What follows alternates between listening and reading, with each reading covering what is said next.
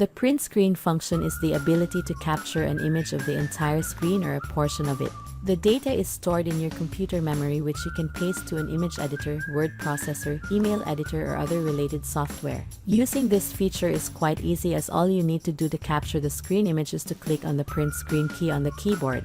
Once this is done, you can then open a program such as Paint and paste the captured image. Sometimes, though, this process will not work.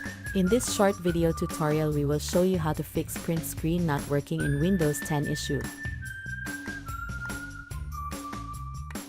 First, update your keyboard driver. The first thing you will need to do is to update your keyboard driver, as this will usually have bug fixes that could fix this problem. To do this, right-click on the Start button. This is located on the lower left side of the screen. Then, click on Device Manager. This will open the Device Manager window. Then, click on the forward arrow sign before Keyboards. This will show you the keyboard connected to your computer. Then, right-click on the keyboard, then click on Update Driver. This will allow you to install the drivers.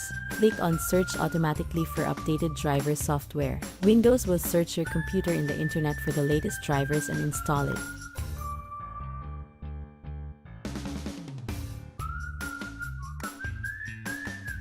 Then, restart your computer, then check if the print screen not working in Windows 10 issue still occurs. Next, update Windows software. Update your Windows 10 software. Another possible reason why this problem occurs is because of an outdated software version. Try to check if a Windows 10 update is available and install it. To do this, click on the Start button. Then, click on Settings. Then, click on Update on Security. Then, click on the Check for Updates button. Download any updates available, then restart your computer.